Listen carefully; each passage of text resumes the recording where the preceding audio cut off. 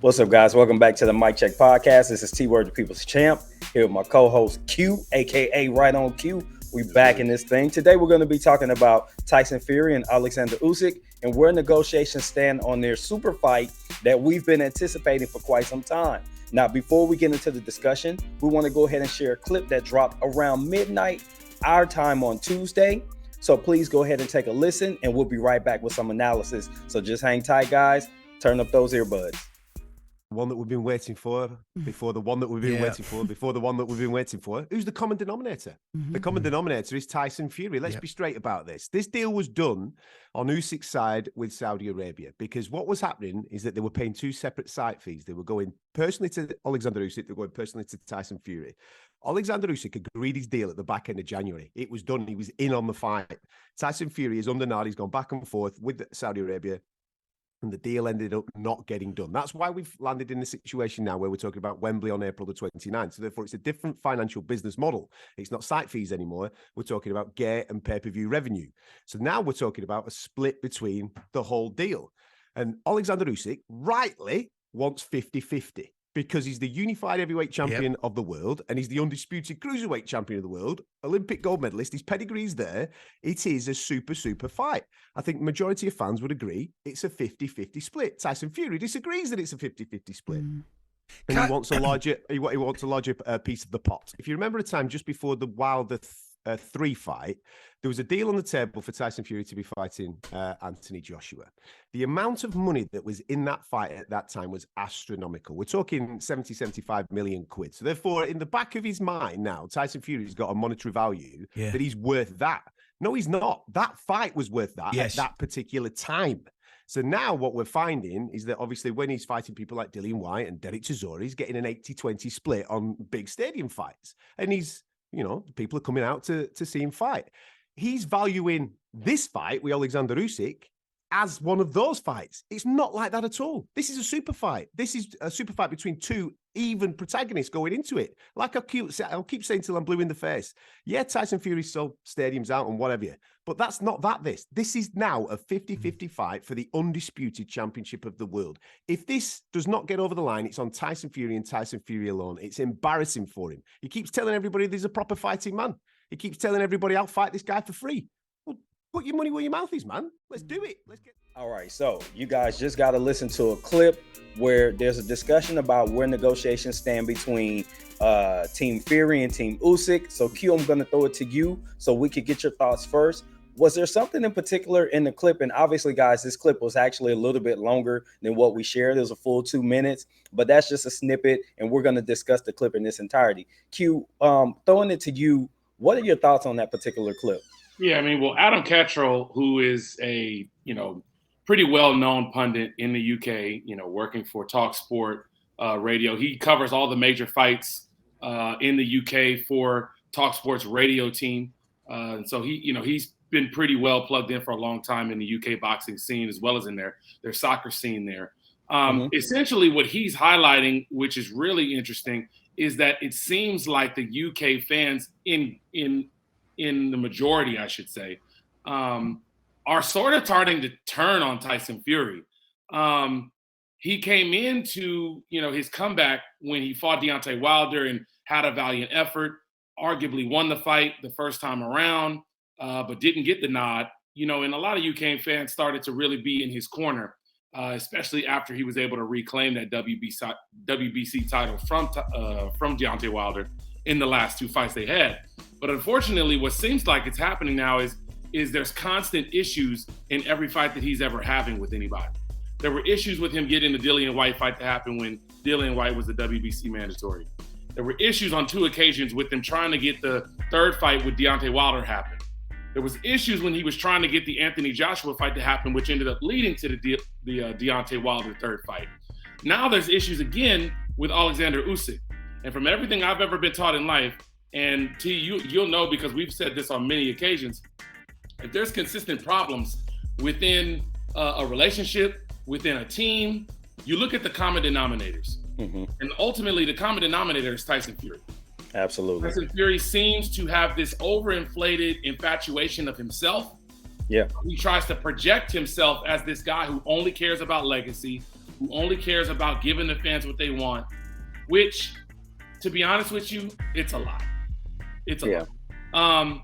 He wants money as much, if not more, than every other boxer out there, and he deserves to be well paid. My issue comes in when, he says that Usyk is an easy fight. He says that Usyk is just a middleweight, but yet when Usyk's team suggested after a 50-50 split was not something they could agree on, Usyk's team suggested, okay, since we're not going to have the fight in Saudi and make more money there because you don't want to do it there, I'm going to give up home field advantage. We'll have the fight in the UK, but because I'm giving that concession up, what you're going to have to do is agree to 40-40, and the winner gets 60%. And he don't even want to do that. So to me, that says that he's not just a middleweight, and he's not just an easy fight, because if he was, you'd agree to this fight would be announced, and we'd be already moving on to looking forward to having this fight April 29th. Your thoughts? Yeah, it just feels like funny business. I'm not going to recap what you said because I think you put it perfectly. I just want to add that, yes, I agree. When there's continuously issues, you look for the common denominator. What's causing these same problems? There's one person. I agree that an overinflated self-image is part of the reason that Tyson Fury keeps finding himself in these broken negotiations. That being said, it doesn't make sense to me that the 40-40-20, where the winner gets to 60, that 20% is you got to go in there and earn it. That seems like a really fair deal. And whether you said this guy's an easy fight or not, that's cool. If you feel like that, that doesn't mean you should rush into the ring and forget the business. I tend to lean to take care of your business, but at the same time, you got to get in there and freaking fight, man. Let's go ahead and strike a deal and get it done. We've seen this with several of the other super fights. We'll get into another time, obviously. But for this specific case, it's kind of the same thing. We hear guys say one thing, and then when they get to the negotiation table, the money seems to hold it up. The business is getting in the way. And I get it. It's prize fighting. You're in it for the money.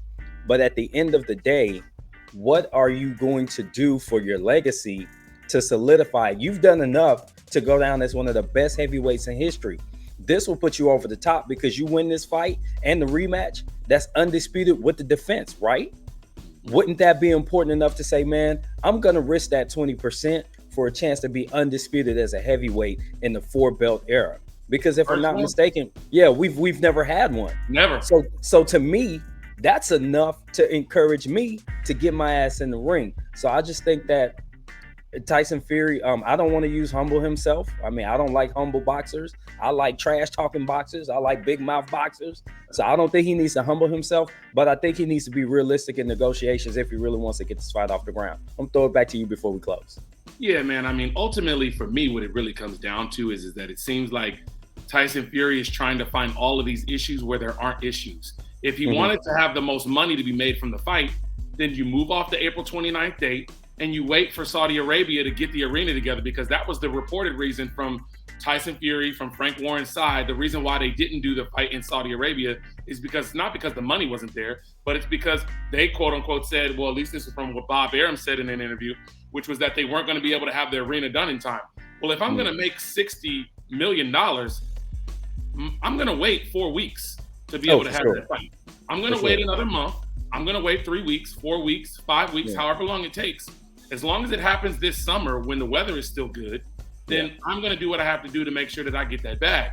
Now, if it's not about the bag and it's about having home field advantage because you feel like you're the A side, which you are, cool.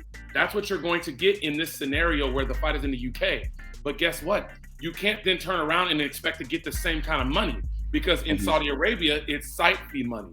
In the UK, it's pay-per-view, ticket sales, and international pay-per-view rights. Right. That's not going to be the same amount of money that you'd be getting there.